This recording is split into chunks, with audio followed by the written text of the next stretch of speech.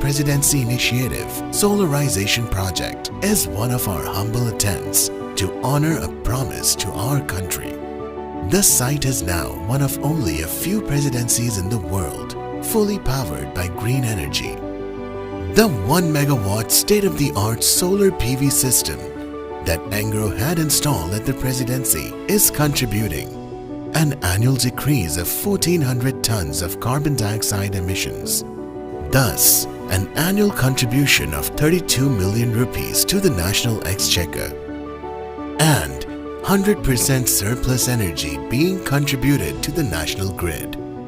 To achieve net zero, a detailed audit factoring in different load centers, daily and monthly peak energy, and total yearly energy consumption was conducted.